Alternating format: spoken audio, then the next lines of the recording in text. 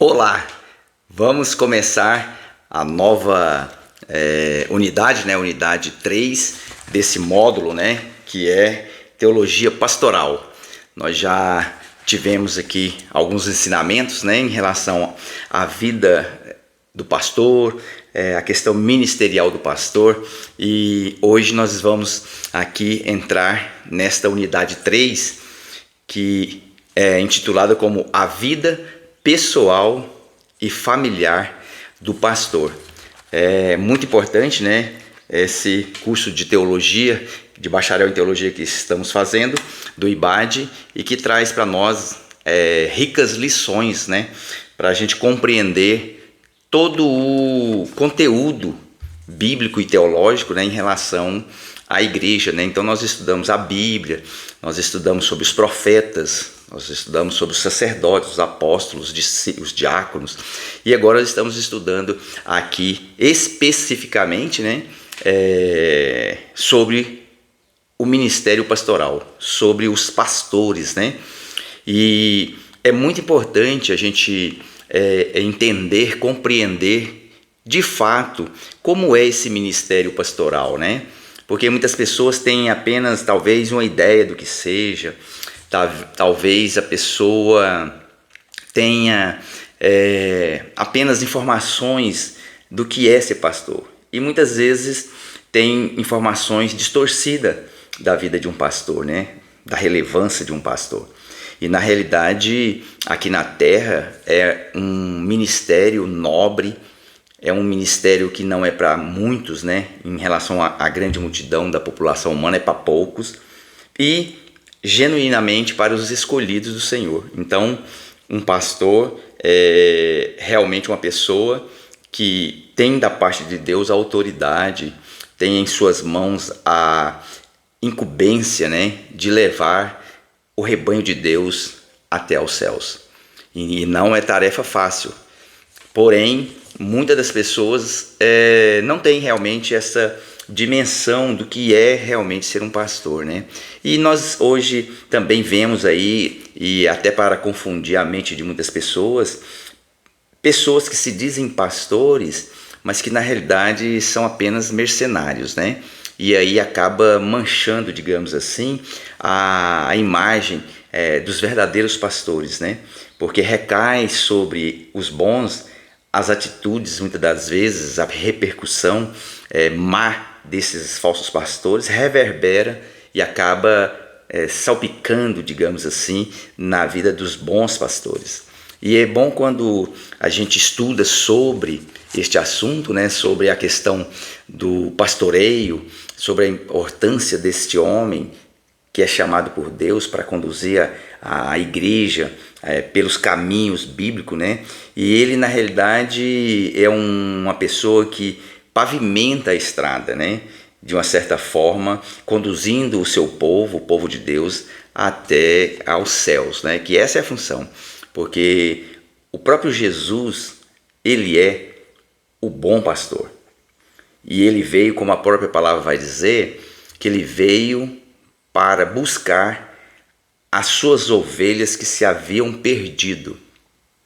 E Jesus faz o seu trabalho aqui, Jesus instrui pessoas durante 3 anos, Jesus começa com seus discípulos, uma vez que eles aprenderam, que eles foram formados, consolidados na palavra, que eles entenderam o ministério pastoral, Jesus o torna apóstolos. A palavra apóstolos vem, discípulos, por exemplo, ela vem de uma palavra do grego mateteus, que significa aprendizes ou alguém sendo formado conforme o seu mestre. E o apóstolo já é essa pessoa, esse aprendiz, que será sempre um aprendiz, mas dentro desse quesito aqui, dessa base, eles foram forjados, e aí recebem, entre aspas, o diploma de apóstolos. E aí a palavra apóstolos, do grego, ela significa enviados.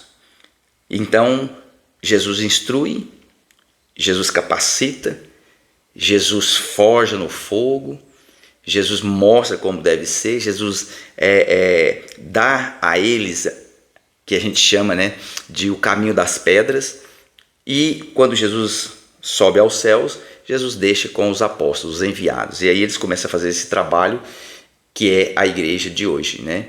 Então, são pessoas capacitadas por Deus para dar continuidade à obra do Senhor Jesus Cristo, né? E assim são os pastores. São pessoas dentre todo o povo de Deus escolhido para esse ministério específico que é o de pastorear. A palavra pastor, ela tem uma conotação de pasto, linkando muito ao Salmo 23, ali quando Davi escreve no vale ali, dizendo: o Senhor é o meu pastor, de nada tenho falta, leva-me às águas tranquilas e aos pastos verdejantes. Então, o pastor é essa figura, né? É esta pessoa que tem a função de conduzir as ovelhas do Senhor em caminhos retos, em pastos verdejantes e em águas tranquilas. Esta é a função de um pastor. Nem sempre as coisas vão estar assim, nem sempre terão no caminho pastos verdejantes. Abro aspas aqui e um parêntese, o pasto verdejante aqui significa que tudo está bem, que tudo está fluindo, que as coisas estão nos seus devidos lugares, que as coisas estão prosperando, que as coisas estão realmente indo de vento em polpa. Mas a gente sabe que na realidade este é o destino final, porque esses pastos verdejantes, essa água tranquila, ela está apontando para o céu. Lá realmente teremos isso. Mas aqui é um período transitório, é um período, é uma travessia, né? É um lugar onde nós temos uma jornada e essa jornada não é fácil, assim como foi a jornada de Moisés ali, como um sacerdote, como um profeta no deserto. Os pastores também têm essa função de apontar o caminho. E mais do que apontar o caminho, a função do pastor é estar no caminho com o povo de Deus. Não basta somente apontar, indicar a direção. É preciso andar com eles. É preciso estar à frente do povo de Deus. Esta, na realidade, é a função de um pastor. Então, o pastor essa figura, ela é muito importante dentro da igreja, ela é fundamental dentro da igreja. Não tem como existir uma igreja se não tem uma liderança pastoral. E esse pastor ele precisa ser um homem segundo o coração de Deus, porque para amar as pessoas, as ovelhinhas, digamos assim, precisa ter muito amor no coração, porque tem muitas ovelhas que realmente dão trabalho. E aqui as ovelhas aqui eu estou dizendo pessoas mesmas. Dentro da igreja, de todas as igrejas, existem pessoas de todas as formas, pessoas que vieram de todos os cantos, pessoas que têm culturas diferentes, pessoas problemáticas, pessoas que têm problemas tanto de saúde física, quanto também de saúde emocional, pessoas que têm problemas inclusive na questão espiritual. E o pastor é essa pessoa, digamos que é esse clínico geral, que precisa abraçar a todos, diagnosticar problemas diversos e saber aplicar o remédio certo na quantidade, na dosagem certa. Percebe que ser um pastor é alguém que precisa realmente da direção de Deus?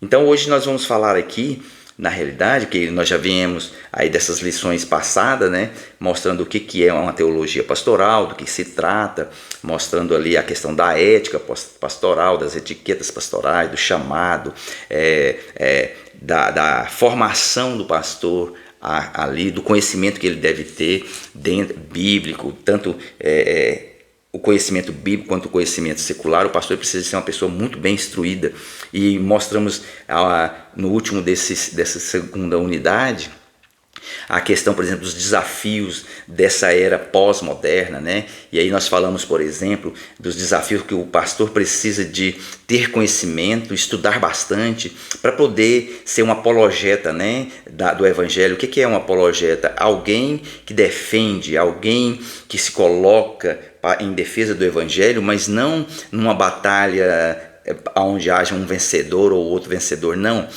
É uma batalha de ideias, de conhecimento, mostrando para a outra pessoa que o Evangelho realmente é o único caminho e que Jesus é o único Salvador. Não existe outro intermediador entre Deus e o homem a não ser Jesus. E então esse apologeta é essa pessoa que consegue convencer a pessoa com fundamentos bíblicos de que realmente o Evangelho, a palavra de Deus, é a verdade absoluta. E aí, quando a gente tratou aqui do último assunto, foi a questão do relativismo, né, que está muito impregnado hoje dentro da igreja, do pragmatismo, que também está intrínseco dentro das igrejas, o egocentrismo, que também faz parte desta assembleia de pessoas, está muito arraigada no coração das pessoas. O hedonismo, que é a busca do prazer, né, que é a busca da emoção, os dopaminérgicos, né, que vivem à custa de dopamina, prazer, alegria, e que estão procurando só isso. E o pastor, ele tem essa incumbência de mostrar para essas pessoas que não é só isso, e que o Evangelho vai muito além desta percepção que o mundo quer que tenhamos. O mundo, ele jaz no maligno, e a palavra de Deus vai dizer que os deuses deste mundo cegaram o entendimento dos incrédulos para que não vejam o poder de Deus. Então o pastor é essa pessoa que está numa posição de atalaia, ou seja, está numa posição acima, velando pelo povo, pela igreja do Senhor, com os olhos atentos, na percepção de qualquer movimento que se aproxime do seu rebanho, para que ele possa dar o grito, para que ele possa soar as trombetas, para que as pessoas possam se despertar e dizer: o inimigo está às portas. E o pastor que cuida dessas ovelhas, e dentre essas ovelhas existe um tipo de ovelha que o pastor precisa instruir, ensinar, para estar ao seu lado, ajudando a sustentar, a ajudar as ovelhas mais fracas no caminho. Então um pastor, ele tem ali, realmente ele precisa de um grupo de pessoas que ele possa desabafar, que ele possa contar os seus projetos, que ele possa estabelecer metas e contar com este grupo de pessoas para ajudar nessa construção. Nenhum pastor pastoreia sozinho. Então este módulo vem trazendo realmente agora a vida pessoal do pastor. E aí, você conhece o seu pastor fora das quatro paredes do templo? Você sabe quais são as suas necessidades? Você sabe quais são os seus sonhos? Você sabe quais são os seus objetivos como pessoa, como indivíduo que é? Ou você só conhece seu pastor e tem a imagem dele, o estereótipo dele, daquela pessoa que você encontra 2 vezes na igreja, principalmente nos domingos e nos cultos de ceia, onde ele coloca a melhor roupa, o melhor terno, se prepara para aquela noite de solenidade? Ou você conhece ele fora da igreja? Você já encontrou seu pastor num dia de trabalho secular? Se provavelmente se ele é um pastor que também trabalha no secular, você já viu ele trabalhando? Porque muitas vezes as pessoas até se assustam, né? Existem pastores que trabalham de Uber, de pedreiro, de servente, de gerente, de administrador, advogado, empresário. Mas as pessoas só conhecem ele, de verdade, só conhecem ele nos dias do culto, não tem intimidade com isso. E isso falta muito, e isso é muito importante a gente atentar para isso, para que as pessoas se atentem à vida do pastor. Porque o pastor, assim como nós, tem as suas necessidades pessoais. Muitas das vezes ele tem as suas dificuldades financeiras.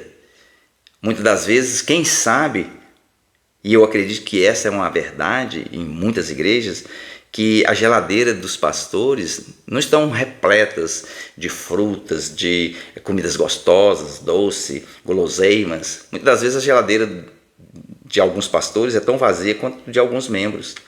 Mas mesmo assim ele se apresenta todos os dias ali como alguém que vai dizer como Ana, né?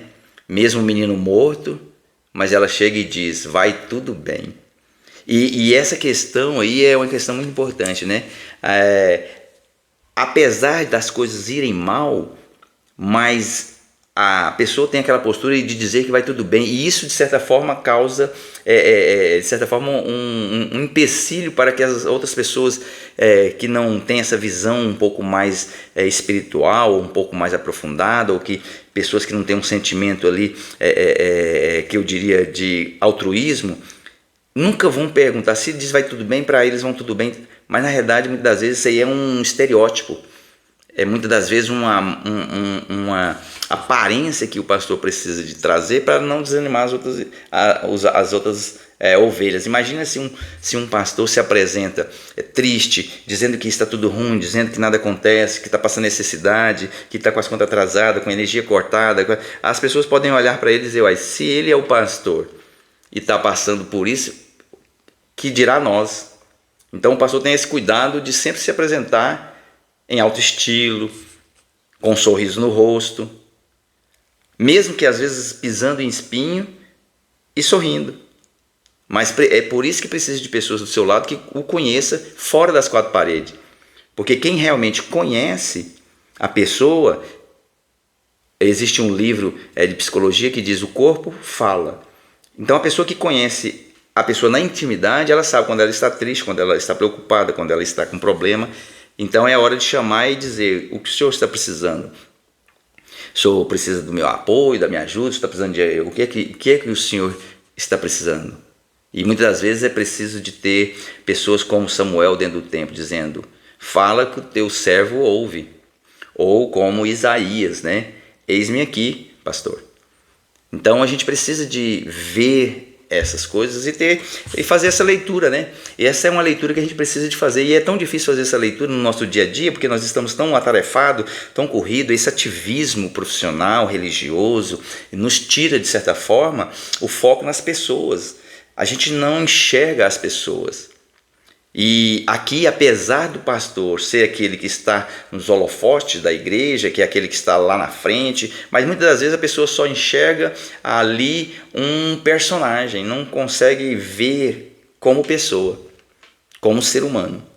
E principalmente a questão do pastor sofre muito com isso, que para muitas pessoas ele é perfeito, ele é super-homem, superman, a pastora, os filhos do pastor, e nós vamos falar sobre isso aqui, sobre a questão dos filhos. Então nós vamos dentro dessa unidade 3 aqui, falar sobre a vida do pastor. E aqui o primeiro ponto aqui, o pastor e a oração. Aqui na realidade é muito importante essa parte aqui, porque vai dizer o seguinte, qual é a relação do pastor com a oração, né? E aqui vai dizer o seguinte, aqui no capítulo 1 aqui, o pastor e a oração. A vida pastoral é reconhecida pelas muitas atividades que a circundam.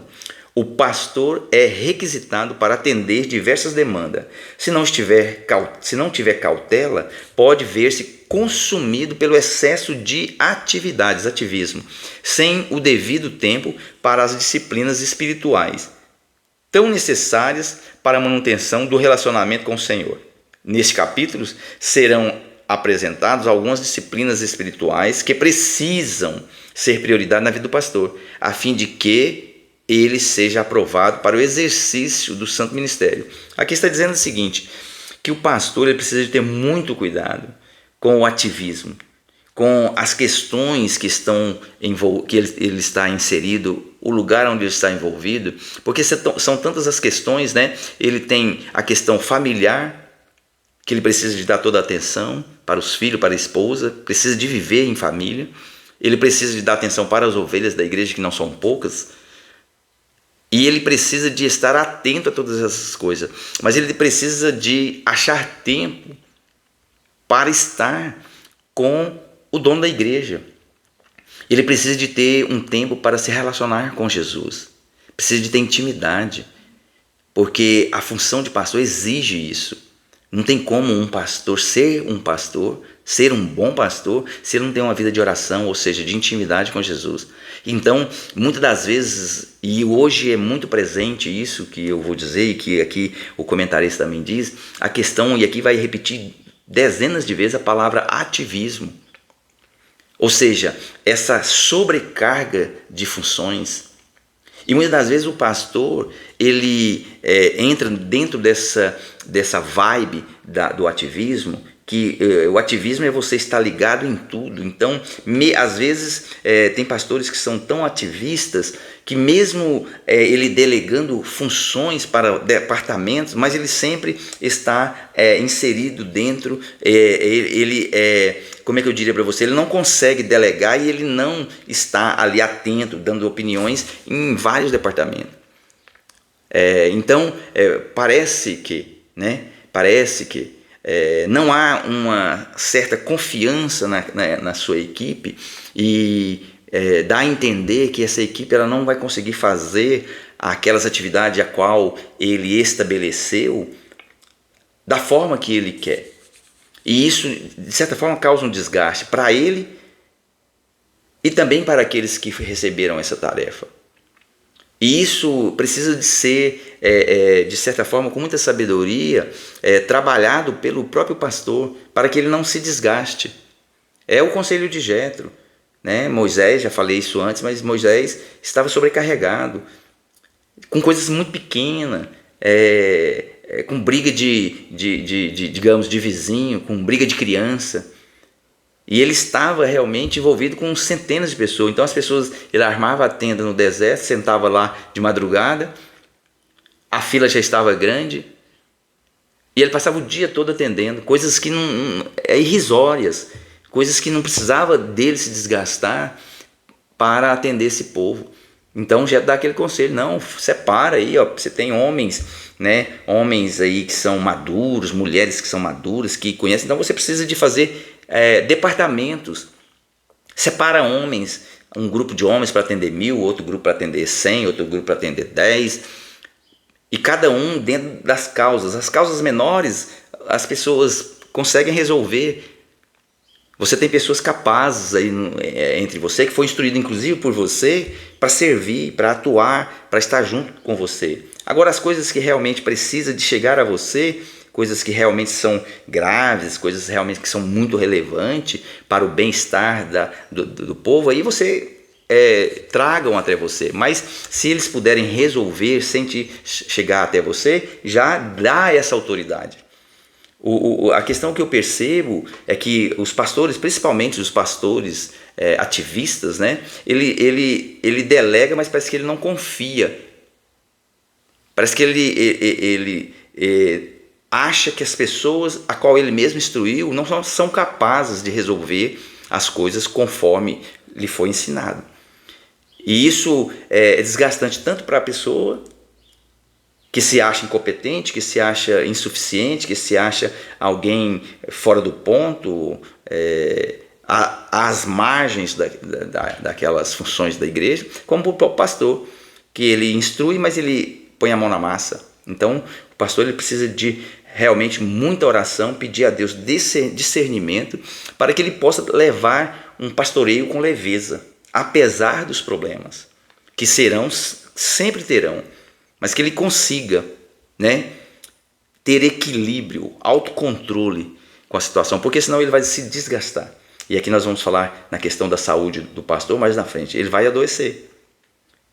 E aí um pastor doente acaba adoecendo pessoas. O pastor precisa estar sarado na alma, no espírito e no corpo. E é isso que nós vamos aprender aqui. Então, essa primeira parte aqui, digamos que ela é a base da vida de um pastor, a oração. Então, um pastor ele precisa de orar. E orar não é coisa fácil. E muitas das vezes, talvez na maioria das vezes, a oração é um dos calcanhar de Aquiles, digamos assim, do pastor. Porque o pastor ele deve e pode e deve ser um homem de oração, mas geralmente são poucas as pessoas que oram com o pastor. Você vai perceber que nas reuniões de orações que o pastor estabelece, nas madrugadas, nos dias específicos, nas campanhas do culto de libertação, o número é irrisório. Não tem 5% de pessoas que oram na igreja. O grupo que mais ora é o grupo da intercessão. E mesmo assim é um grupo muito reduzido e praticamente composto por mulheres. Os homens mesmo estão muito aquém em relação à oração do que deveria ser. E a gente precisa atentar e pedir a Deus graça para que a gente possa estar junto com o nosso pastor em oração. E a questão da oração ela é tão importante na vida de qualquer líder que você vai ver que todos os líderes, os grandes líderes do Velho e Novo Testamento, são homens de oração. O próprio Jesus, o Filho de Deus, foi um homem de oração. Inclusive, deixou uma oração, ensinou-nos uma oração, que é a oração do Pai Nosso, né? A oração de todos os dias. Os discípulos entendiam, por exemplo, o quão era importante a oração, porque eles viam Jesus sempre orando e os milagres acontecendo.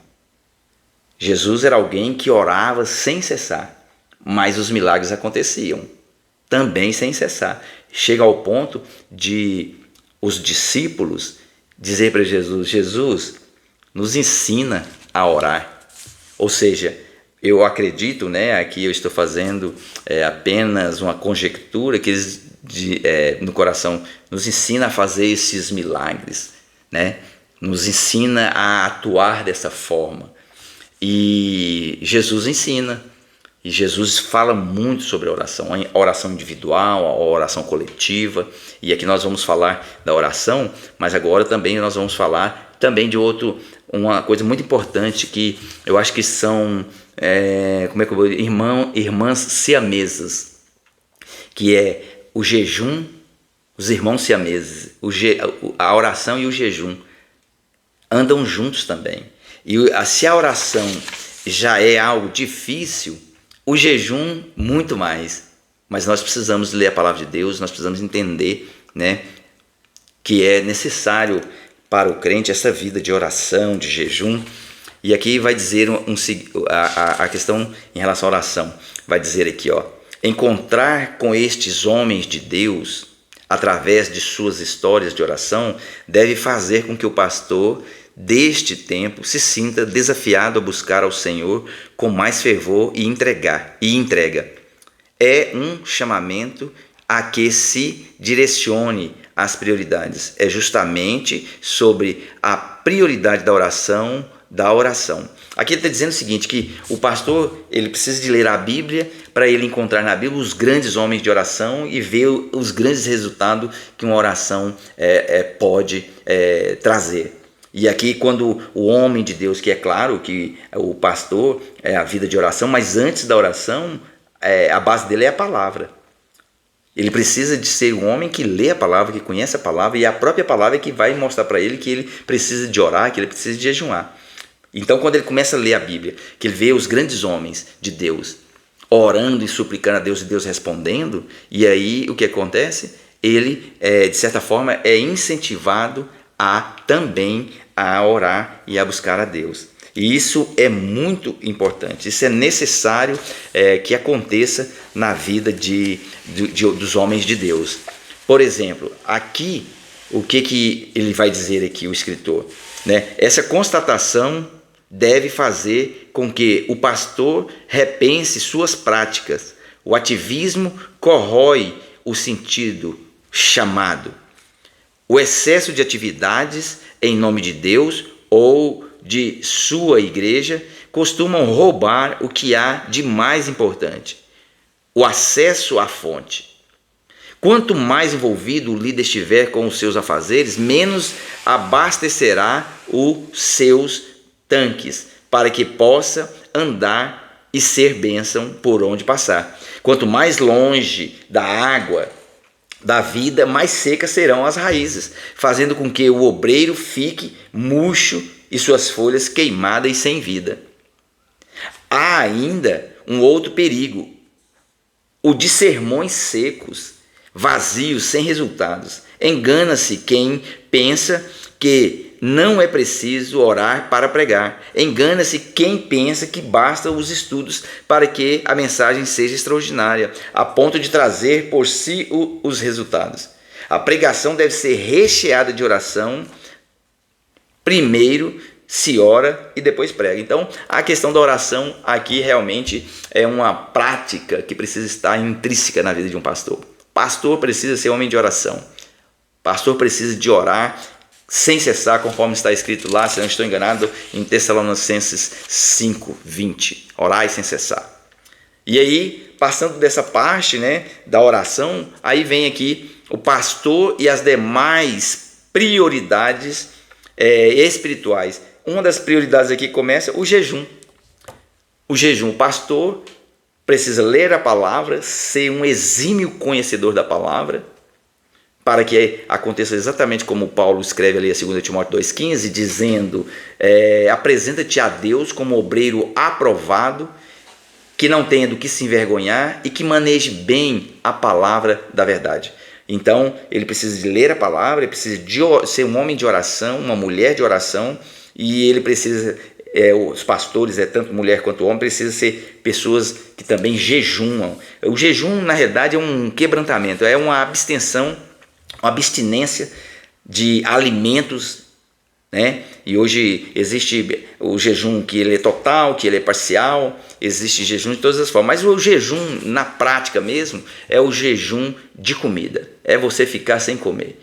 Pode ser por 12 horas, 24 horas, 48, vai depender da sua necessidade, da sua fé e da sua capacidade de suportar. Lembrando-se que tudo tem que ser feito com ordem e decência, né? Você não pode jejuar para prejudicar a sua saúde. Também Deus não vai se agradar desse sacrifício.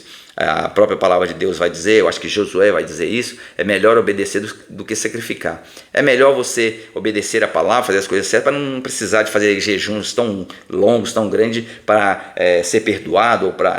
É melhor você apenas obedecer a palavra, fazer o básico ali dentro da palavra de Deus e com certeza as coisas vão fluir, né? Mas muitas das vezes o jejum, as pessoas jejuam muitas das vezes para quê? Para uma consagração, um arrependimento de pecado, para a questão de luto, enfermidades, intercessão, necessidade de proteção e em momentos de profunda aflição. As pessoas geralmente quando está no fundo do poço, quando elas estão procurando uma resposta e algo que necessita muito, ora bastante e também associa a oração ao jejum.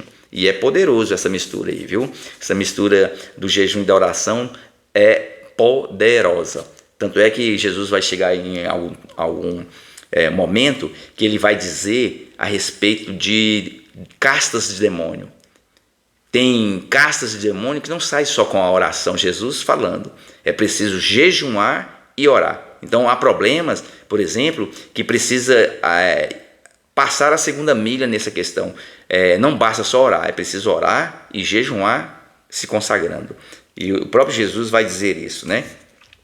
Isso é muito importante. A questão do jejum, por exemplo, também ele vai trazer aqui dentro dessa parte do capítulo 2, o pastor e as demais prioridades. Uma das prioridades que está aqui também, que eu já até falei, é a leitura e a meditação nas escrituras. Não basta só ler, é preciso meditar. Salmo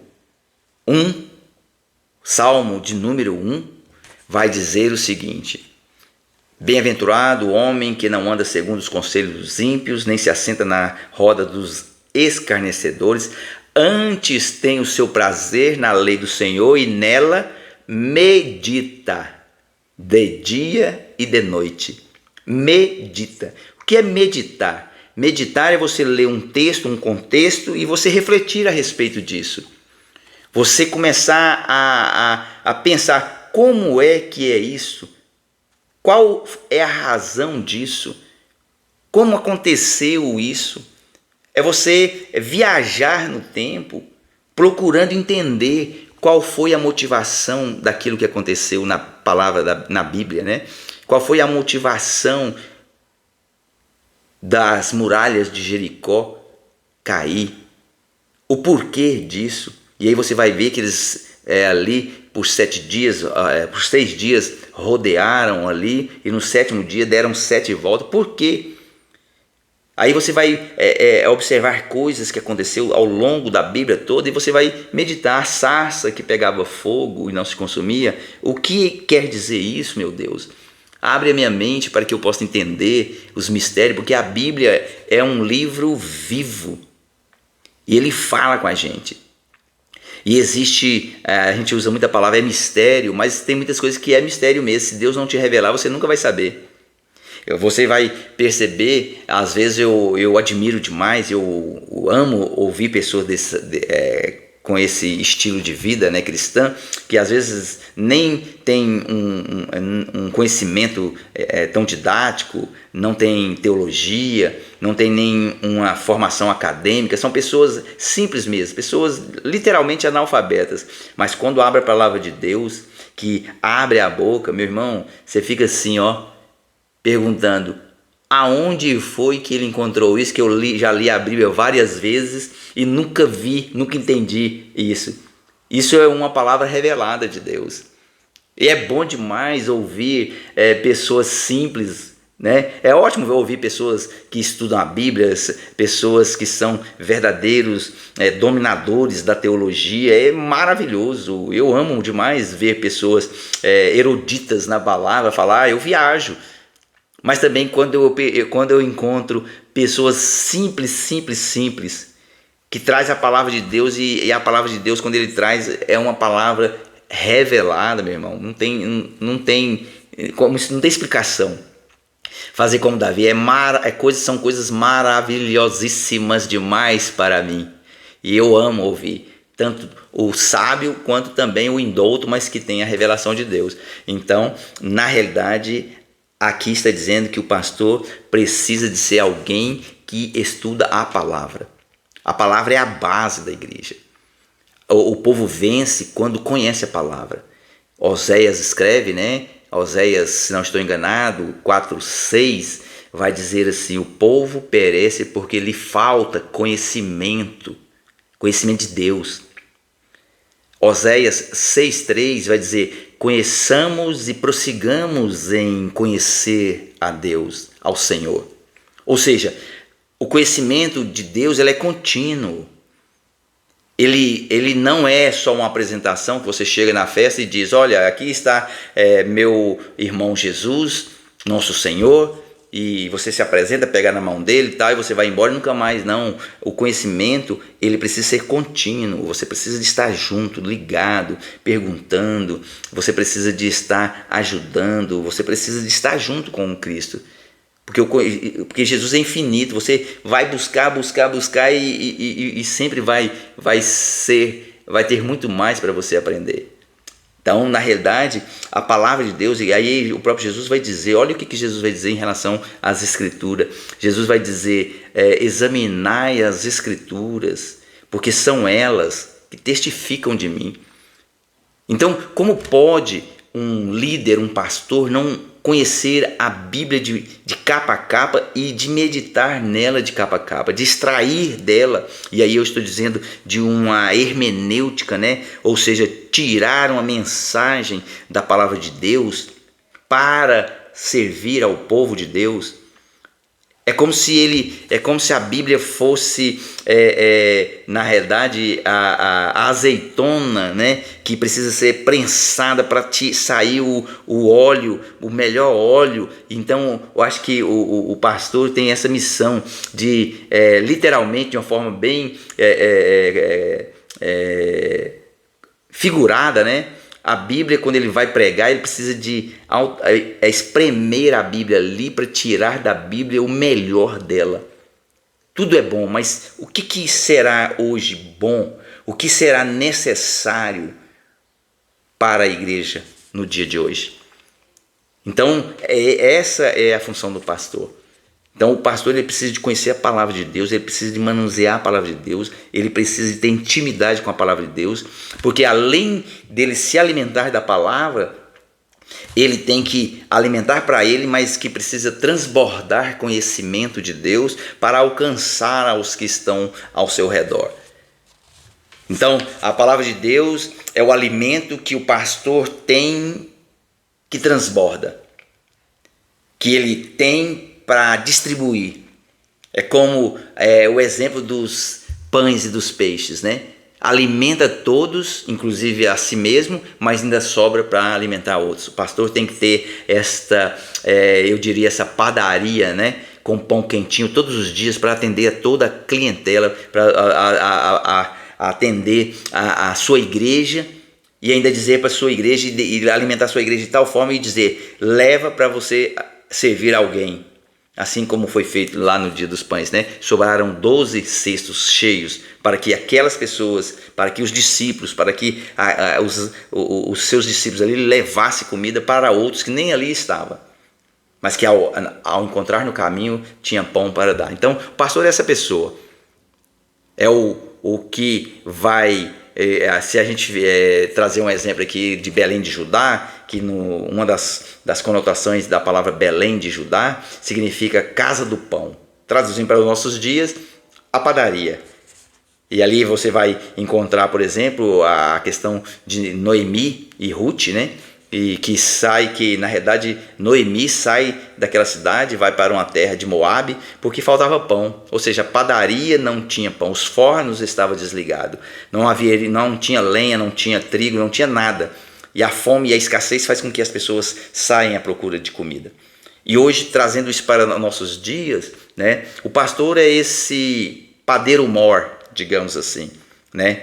O pão na realidade é o pão vivo que desceu do céu, né? A igreja é como se fosse uma padaria, onde pão quente, feito na hora, tem todos os dias. Então o pastor percebe que a vida de um pastor é algo muito especial, algo também muito laboroso, no sentido de trabalho mesmo, porque ele precisa de manter a padaria tendo pão quente diariamente. Agora percebe que em uma padaria não só o padeiro mor é que faz ela acontecer, existe toda uma equipe.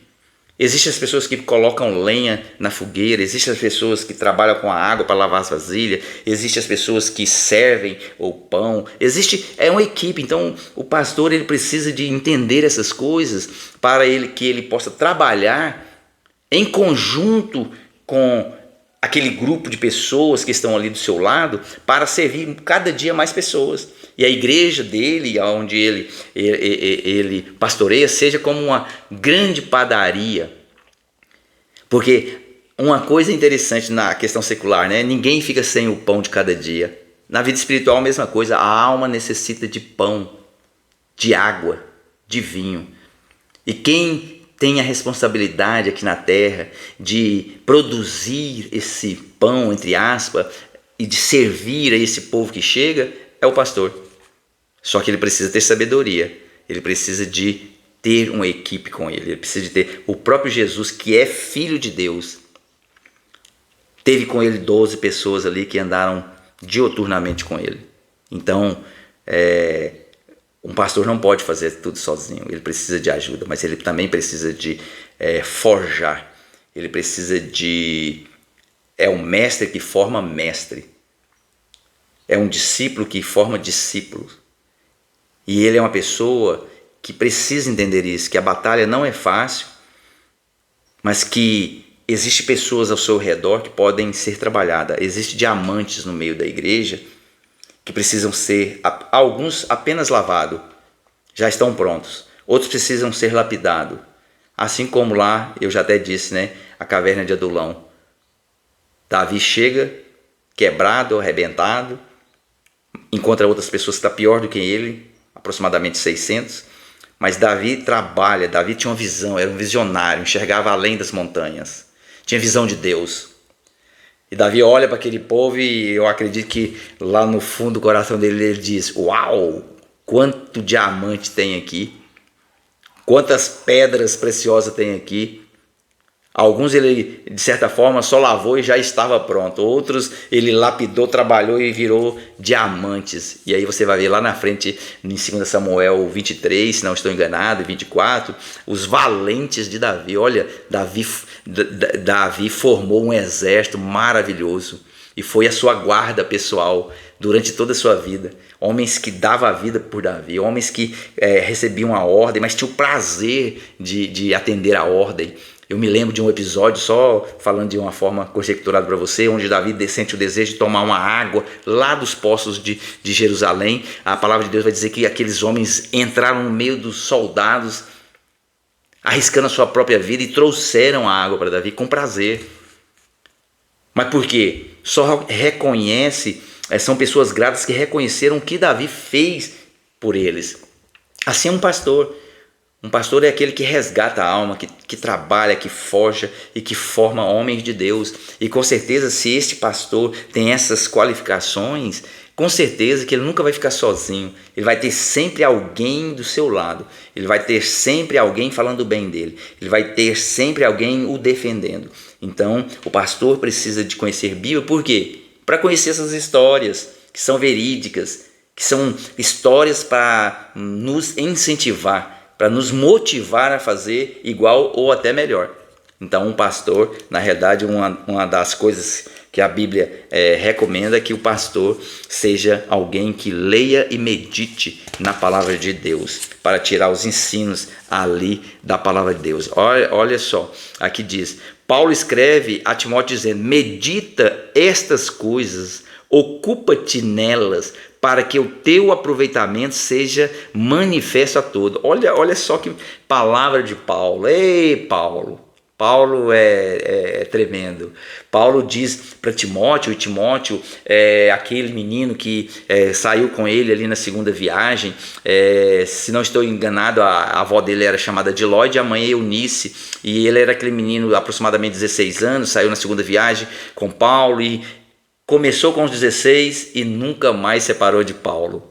Você vai ver que Paulo, quando está ali na carta 2 Timóteo, que Paulo escreve para ele, vai dizer, apressa-te em me ver. Paulo já estava nos últimos dias de vida. E Paulo, eu acredito aqui, de uma forma conjecturada, Paulo sentia saudade daquele menino que cresceu ao seu lado. Se tornou homem ao seu lado. Era o menino que andava no deserto, nos frios, no calor. Era aquele que carregava, entre aspas, carregava a Bíblia para Paulo. Timóteo foi alguém assim que viveu os altos e baixos da vida de Paulo. E Timóteo fica pastoreando a igreja de Éfeso, uma igreja das maiores igrejas da época. A mais importante, talvez, da época.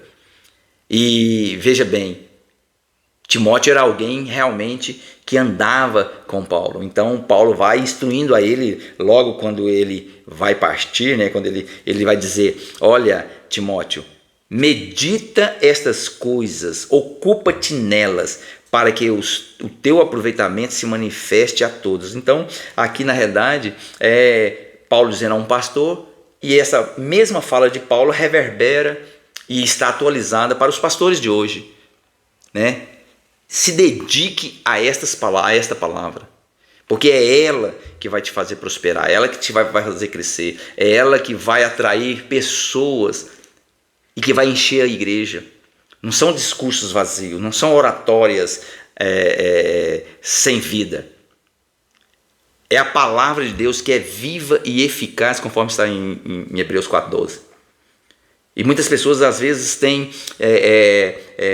muitos líderes talvez tenham entrado por outros caminhos, tenham procurado outras metodologias, talvez tenham procurado inovações para encher a igreja. Não.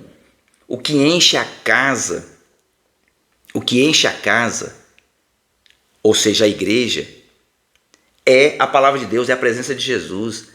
Um dos exemplos que eu gosto muito de dar é o exemplo, se não estou enganado, é Marcos 2, que vai falar de Jesus em Cafarnaum. E lá vai dizer, e outra vez Jesus estava ou voltou para Cafarnaum.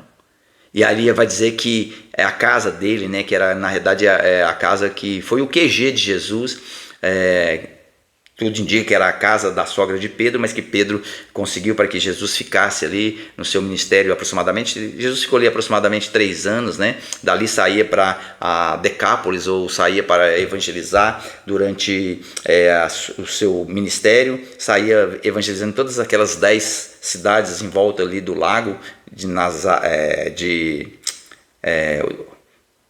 o Mar da Galileia, né? Deu um branco aqui, o Mar da Galileia. E então Jesus, e ali vai dizer que quando Jesus voltava, o versículo tem uma versão que eu gosto muito, diz assim: e soube-se que Jesus estava em casa. E por que soube que Jesus estava em casa? Primeira coisa, quando Jesus viajava, saía, a casa ficava com a luz apagada. E o povo que pescava, aquela casa certamente ficava na beira do lago ali, naquelas regiões montanhosas, mas que quem estava no lago via a casa onde Jesus morava. Se a luz estava apagada é porque Jesus não estava. Mas quando Jesus estava, a primeira coisa que tinha, a janelinha estava lá com a lâmpada lá dentro, porque Jesus tinha chegado.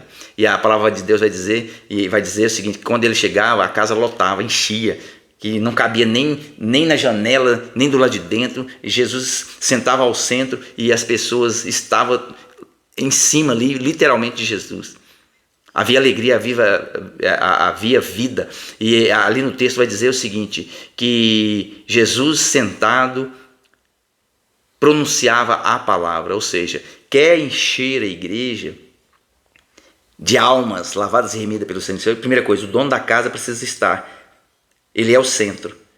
E segundo, coloca, a palavra tem que ser falada, a palavra do evangelho, a palavra nua e crua. Não precisa dourar a pílula, é preciso trazer simplesmente a palavra. Quando for uma palavra para consolar, que seja; quando for para exortar, que seja; quando seja para confrontar, que seja; quando seja para falar de pecado, que seja; para falar de bênção, de prosperidade. Cada uma coisa dentro do seu tempo, conforme Salomão diz: há tempo para todas as coisas debaixo do céu e da terra. Então não precisa dourar a pílula. Então o pastor realmente ele precisa de ter essa compreensão da palavra, e só lendo a palavra de Deus, meditando, para ele ter êxito na sua caminhada. Sem leituras, sem Bíblia, nem ele, nem eu, nem você, nem crente nenhum prospera no caminho do Senhor. Então isso é muito importante. Agora aqui no 3, o pastor e o casamento. Pastor e o casamento, ou seja, aqui está falando do pastor e da sua vida conjugal, né? E isso que é importante a gente ver. Primeira coisa, a própria palavra de Deus vai dizer, né, que o homem não foi feito para estar só. Começa ali no Éden. E depois a palavra de Deus vai trazer Jesus lá na frente. O seu primeiro milagre é em um casamento, Caná da Galileia. E a gente vai perceber o seguinte, que o casamento é algo fundamental, é base para uma vida de um pastor. Um pastor bem casado com uma pessoa de Deus, a tendência é de que a vida dele prospere como pastor e em todas as outras áreas. Então há uma visão e um consenso geral, na realidade, que o casamento de um pastor, ele é realmente, eu diria que 90% do seu ministério. Porque se um pastor ele tem uma esposa que abraça a causa, que abraça o ministério, tem os seus filhos que estão dentro da mesma visão, a tendência é dele influenciar, é dele as pessoas desejarem ser como eles, ter uma família como a dele. Ele, em seu relacionamento, precisa, e a gente sabe que existe duas partes que eu diria que é a ideal e a real.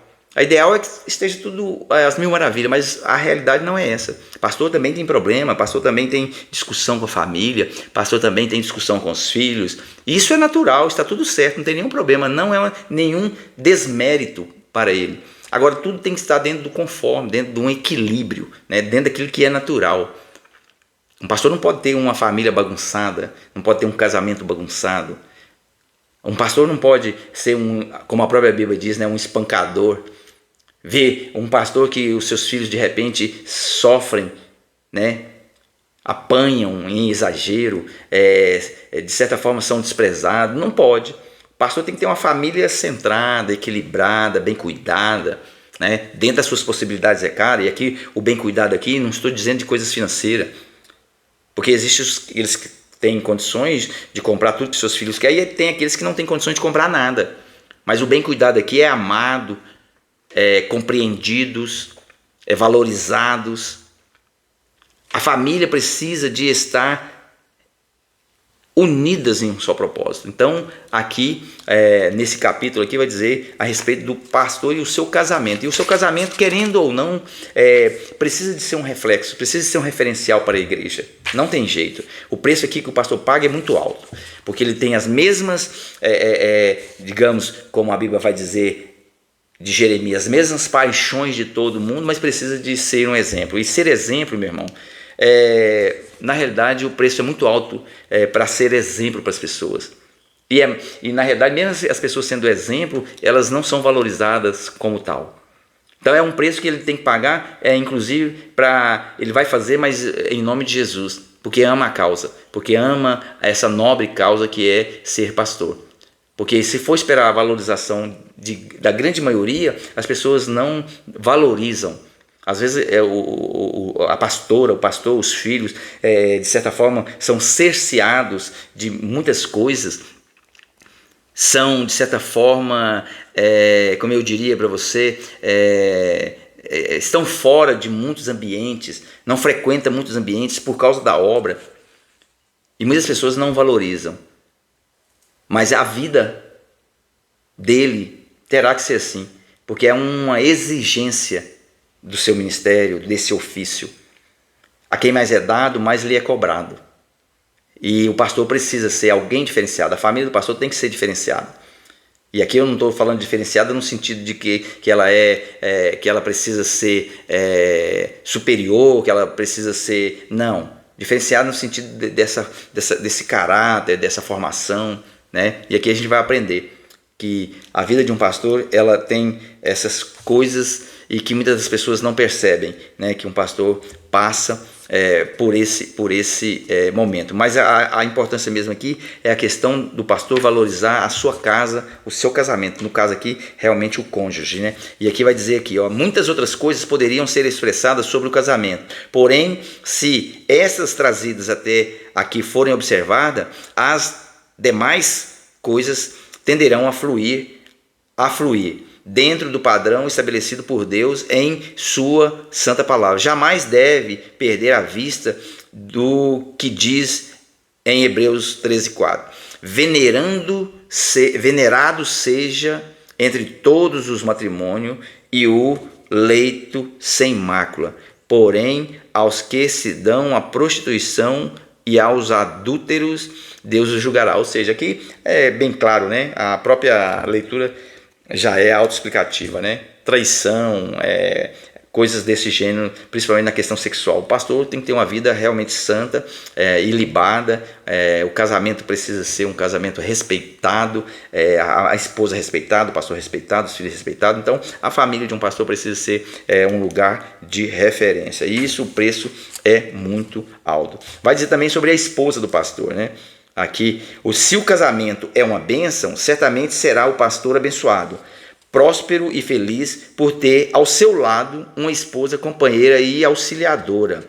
Aliás, diga-se de passagem, a figura da esposa é fundamental para a vida, para a família e para o ministério do pastor. Mas, irmão, isso aqui é importante, e aqui o livro chama a atenção às vezes do pastor, porque existem pastores que acham que o seu ministério é ele que construiu ao longo do tempo.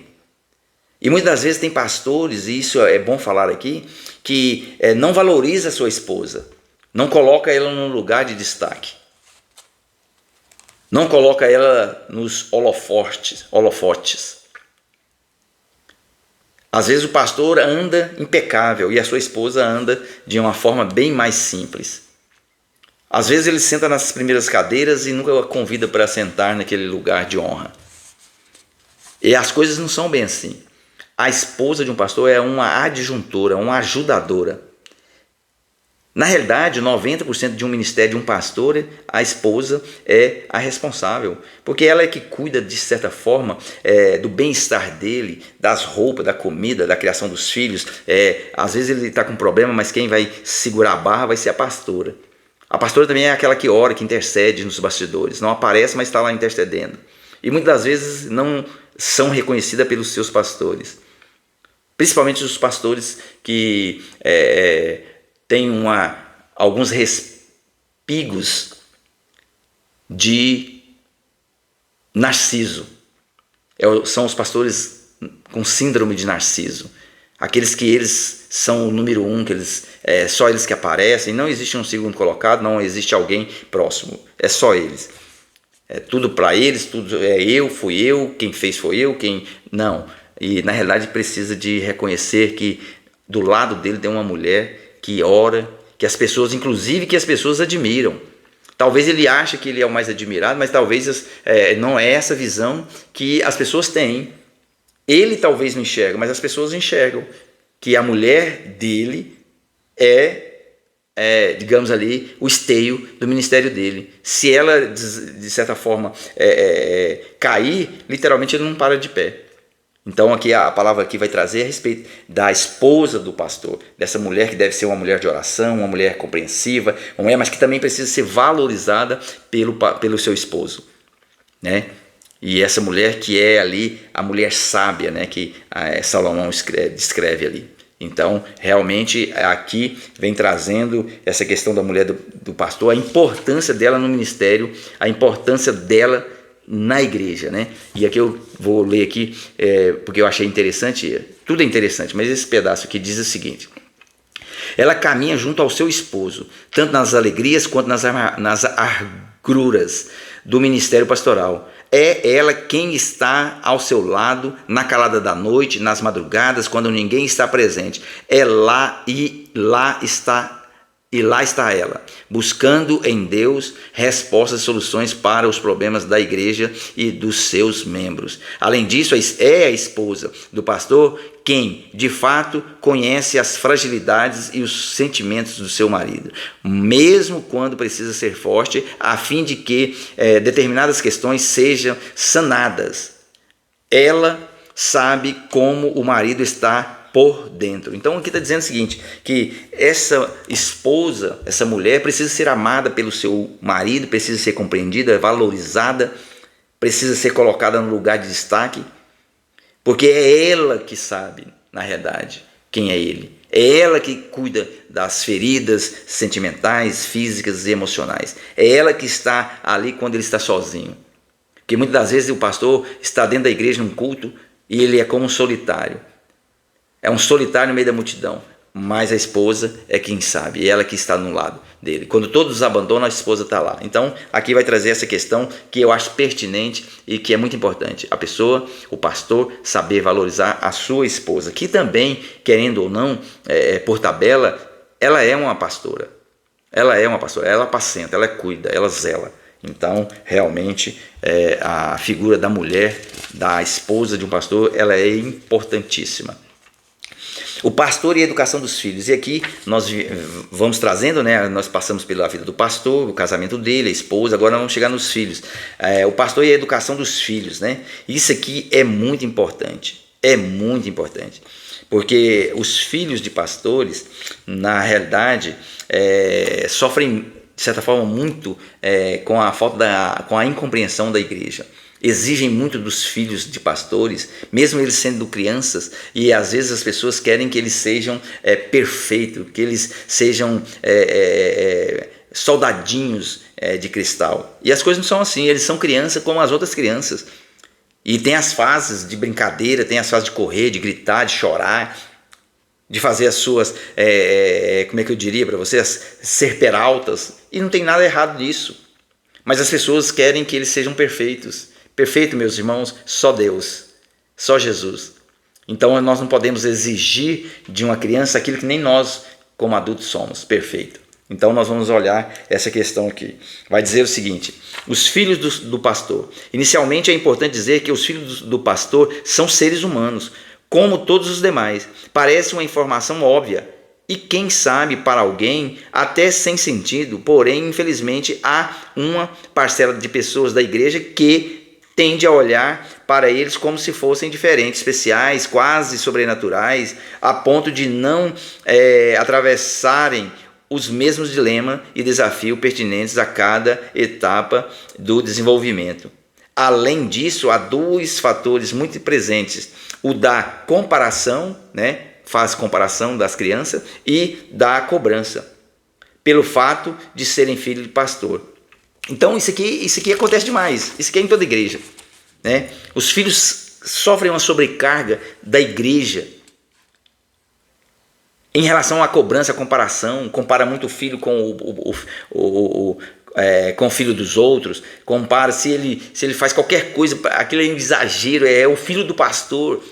Nossa, é o filho do pastor. Nossa, como é que ele faz isso? Ele é filho de pastor. Quer dizer, não tem nada a ver. Crianças são crianças e tá tudo certo, né? E aí ela está em desenvolvimento, ela está em crescimento.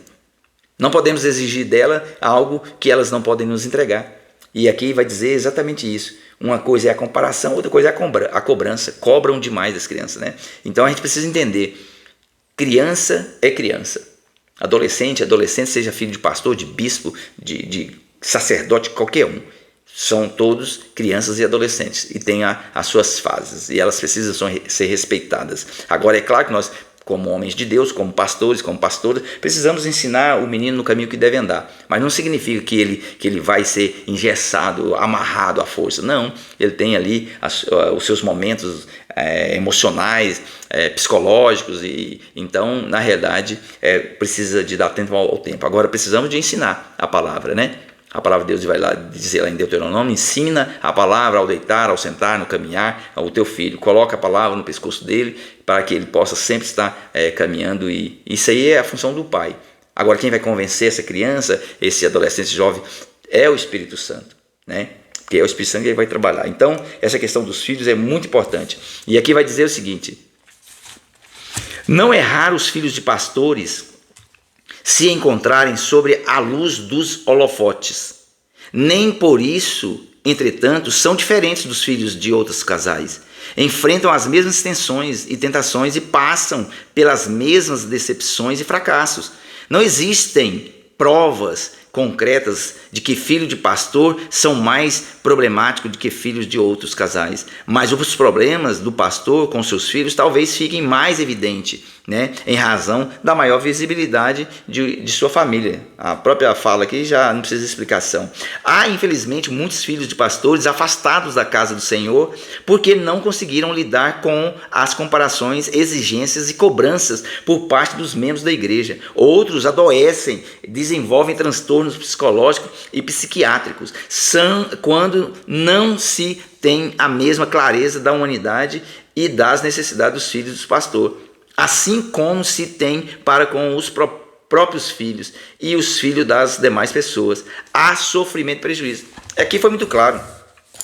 Ele foi muito conciso, muito contundente, né? Há uma cobrança exacerbada dos filhos dos pastores, e é como se eles não fossem seres humanos conforme os filhos das outras pessoas. Existem, é claro, os departamentos, principalmente de escola bíblica dominical, infantil, e os professores sabem exatamente como são as crianças, né? Existem filhos de membros de igreja que são terríveis e está tudo bem. São peraltas, ou dependendo do comportamento, uns mais agressivos, uns mais mansos, uns mais sanguíneos, outros mais fleumáticos. E existe ali todo esse tipo de pessoas que estão em formação. Mas quando é o filho do pastor, qualquer coisinha que faz reverbera na igreja com aquela fala que eu sempre disse, né? É o filho do pastor, como é que pode fazer isso? Não, meu irmão, é uma criança.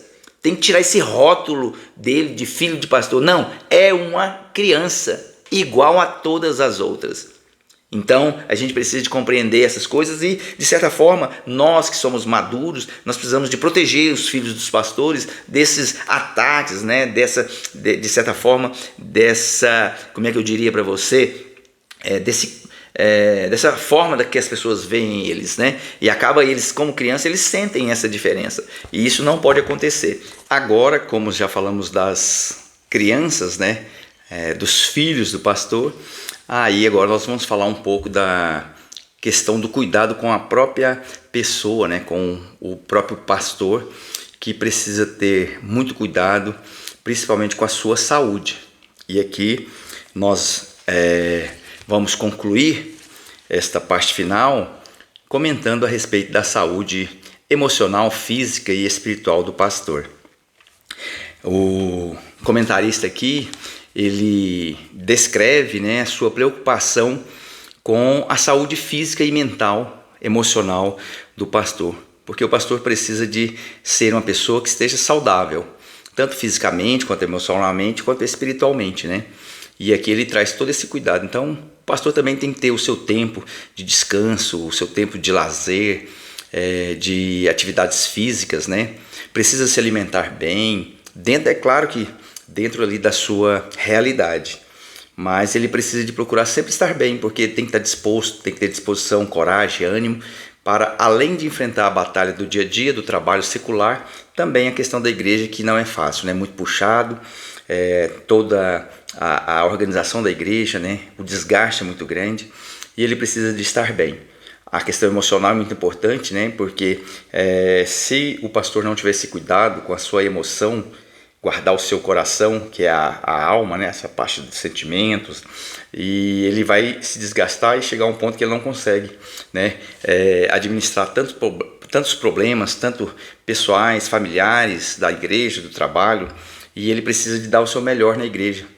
Ele precisa de ser o exemplo, precisa de ser aquele que está de pé, é o atalaia, né? O preço é muito alto, a gente sabe, mas o pastor precisa realmente desse cuidado especial com a sua alma. Como? Tendo também um tempo de descanso, um tempo só para ele, um tempo ele com Deus, um tempo dele com a família. E na questão espiritual, o cuidado que ele deve ter é realmente estar, como nós já tratamos antes, em oração, jejum, buscando a Deus, intimidade com Deus, junto de Deus, pedindo a ajuda de Deus, que Deus possa abençoar, que Deus possa guardar, livrar de todo o mal. E também a igreja está do seu lado, ajudando em todas as áreas da igreja, né? Os departamentos, em oração também. Então o pastor é essa pessoa que precisa muito do nosso apoio, precisa muito da nossa ajuda, porque é um cargo realmente que exige da pessoa muito. É algo nobre, mas também algo que realmente custa, e o preço é muito alto, né? Então, ser o pastor é algo abençoado, algo de Deus, mas o próprio Jesus já deixa bem claro, né? Que não é fácil trilhar esse caminho. E a própria Bíblia vai dizer, né? Quem mais dado, mais também lhe é cobrado. E o pastor tem as suas recompensas, né, da parte de Deus, tem o reconhecimento da igreja. Então a vida de um pastor é uma vida realmente muito complexa e ele precisa realmente estar bem, ele precisa realmente de ter saúde, porque sem saúde o pastor não consegue, né? E tantos pastores a gente percebe aqui no próprio livro a dizer em relação ao ativismo, né, religioso, ao ativismo profissional, porque é a sobrecarga, né, de tantas as coisas para fazer, de tantas coisas para programar, e ele precisa dosar isso de uma forma que não venha prejudicar a sua saúde, nem física, nem emocional e muito menos espiritual, porque a obra está aí, mas ela tem que ser feita ao tempo de Deus, ao tempo que as pessoas conseguem fazer, porque não podem nem ser sobrecarregados, nem sobrecarregar as outras pessoas, né? Porque todos estão no mesmo, literalmente no mesmo barco, e todos têm que estar bem, cada um dentro da sua função, cada um fazendo o seu papel, mas dentro de uma normalidade, né? É claro que sempre observando e querendo o crescimento da obra. E é por isso que aqui nós estamos estudando. E com isso nós vamos aprendendo também a lidar e a fazer uma leitura melhor dos nossos pastores, né? Para saber diferenciar também pastores e pastores. E se nós temos uma igreja com um pastor abençoado, genuíno, chamado homem ou mulher de Deus, com chamada, a gente precisa de valorizar, porque a gente também tem que dar as mãos, ajudá-lo nessa tarefa que não é fácil. Que Deus abençoe a cada um de vocês. E espero que os comentários possam ter clareado alguma porta, algum caminho possa ter mostrado algo diferente, que muitas das vezes talvez a gente no dia a dia a gente não vê, talvez nós estamos muito no piloto automático e só vê o pastor ali, por exemplo, no dia do culto. A gente precisa de olhar para fora das quatro paredes. A gente precisa de observar os nossos pastores, a família dos nossos pastores, os filhos dos nossos pastores, fora das quatro paredes. Porque lá fora, realmente, muitas das vezes é onde eles precisam e muitas das vezes eles não têm alguém que possa chamar, que possa estender a mão. E isso é muito importante, né? Nós sabemos que eles oram por nós. A palavra de Deus vai dizer que eles são responsáveis pelas almas a qual o Senhor deu. Então eles precisam de muita ajuda. E que eu particularmente estou aprendendo muito com esses livros, né? E tenho estudado muito, tenho lido e tenho procurado e pedindo a Deus para Deus abrir os meus olhos para que eu possa enxergar de uma forma diferente, por um prisma diferente. Muitas das vezes a gente congela uma certa imagem, uma certa ideia, e isso não é legal. A gente precisa de estar se atualizando, a gente precisa de estar vendo esse novo momento. Nós vivemos uma época da igreja que está passando por grandes transformações, né? Essa transição de períodos, né? Desde a idade antiga até a idade pós-moderna, e as coisas vão mudando, e muitas das vezes, se a gente não tiver baseado na palavra, e se a gente não tiver essa compreensão, acaba que nós possamos fazer julgamentos precipitados, e de uma certa forma nos prejudica também a nossa liderança. E isso é muito importante, que eu e você, cada dia mais, procure entender mais da vida cotidiana do nosso pastor, da família do nosso pastor, e que a gente possa ser uma mão estendida a eles, porque eles com certeza são bênção para nossas vidas, para nossas casas, né?